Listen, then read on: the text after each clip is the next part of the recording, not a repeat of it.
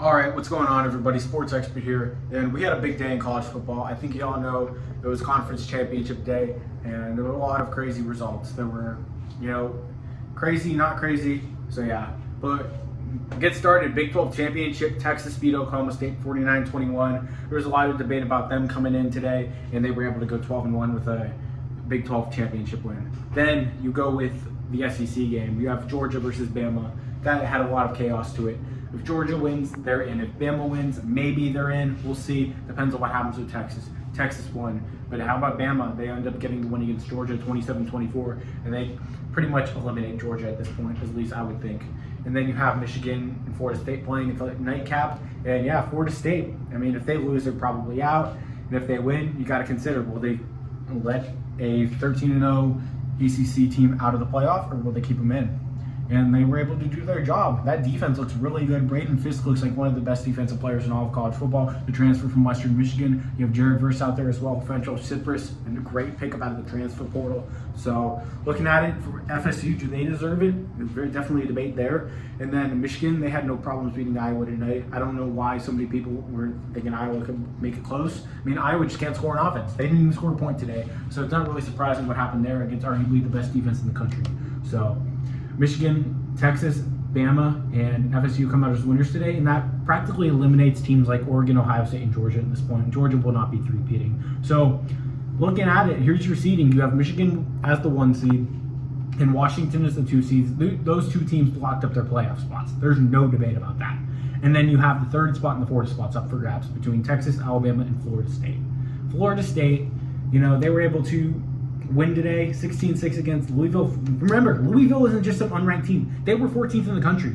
The committee put them at 14th in the country for a reason. They're going to look into that win. And they did it with a 3rd-string quarterback up 10. That defense could be a nightmare for a team in the playoff. That could be interesting, especially looking like Michigan. They didn't play amazing on offense tonight against Iowa. Look at what they can do against that Florida State defense. And Florida State's a much better team than Iowa, regardless of the circumstances. You got to think, a 13-0 conference champion in the Power 5? Do they leave that out? I don't think so. I think Florida State's in. If not, then that's why we need a 12-team playoff, for sure. But then it gets really tricky with Alabama and Texas. Here's the thing. Does Texas have the advantage over Bama because of that win in Bama by 10 in week 2? The committee could look at that, but the committee could also use some recency bias to show that Bama has played the much better schedule. They've been the much better team ever since that game. They've improved. Jalen Milrose improved. Quinn Ewers has been hurt up and down at times. He had a great game today, no doubt about it. But they could look at the Bama and be like, we can't leave the SEC out. Georgia's out, so it's going to be Bama or no SEC team. But I don't know if they can leave the SEC out. They've never left the SEC out before, and I'm not too sure if they're going to do it this time around. So looking at it, there's a huge debate between Bama and Texas. Bama, they did play close against a team like Arkansas and a team like Texas A&M. But looking at it, a team like Texas also had their blips. They also played close against teams like Iowa State, Kansas State, Houston. Houston, that was pretty rough. Houston, I think, is worse than Arkansas. It's close, but those two teams aren't great.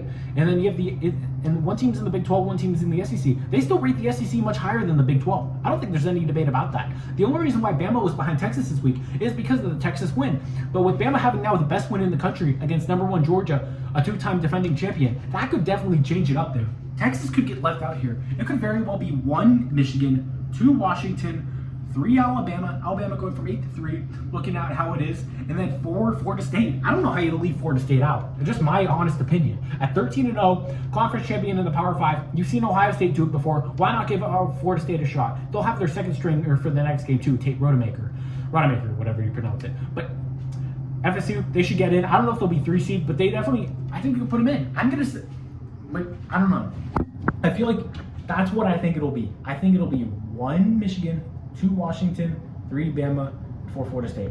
Looking at all the scenarios, looking at everything, is that what I want it to be? Not necessarily. I would love to see Alabama and Texas get the 3 and 4 spots because we don't know about Florida State. We don't know if they're going to be able to put up a fight with anybody. But what I think it will be, I think it'll be 3 Alabama, 4 Florida State, and Georgia falls to 5. I think Georgia will stay over Texas, and I think Texas, the problem with Texas, the Big 12 wasn't very strong this year. I think that's going to hurt. Bama's loss was to Texas, yes, and then Texas lost to Oklahoma, but then Alabama, I think that win today just does so much for them, and I really don't think there's any debate about it. Yeah, Texas whooped ass today. There's no doubt about it, but it was against Oklahoma State. Alan Bowman is one of the worst quarterbacks in the Power 5. Might be the worst. That says a lot. So, looking at it, I just don't see... I don't know how you can actually just go out in this point and say, oh, we're putting Texas in. I know they beat Alabama. We're putting them in. You have to look at more than that. You have to look at strength of schedule. You have to look at what teams they beat, how they beat them, who's playing better, who's doing this and that. I think Bama has the upper hand in all of that, and they should get in. I think it should be 1 Michigan, 2 Washington, 3 Bama, 4 Florida State. That's just how I feel it should be. I think it will be what I think it should be. I hope Alabama and Texas are 3 and 4, but what I think it will be, I think Florida State gets in. And yeah, I honestly, I think obviously you can't leave a Power 5 undefeated conference champion in, but at the same time, Texas is a better team. There's no doubt about it. If they played Florida State right now, they would win, no doubt. But yeah, that's just how I see it at the playoff. Heather Dinich from ESPN, she went out of her way to keep a team like Florida State out at 6, which was interesting. So that's how it looks right there. Yeah, that's what we see. We'll see what happens tomorrow. We'll have a reaction video after the selection show tomorrow, as always. So yeah, but I appreciate everyone being here. Sports Expert here. Please hit the subscribe button to the channel, turn on the notification bell, like the video, comment what you think. I'm out, guys. Sports Expert here. Peace.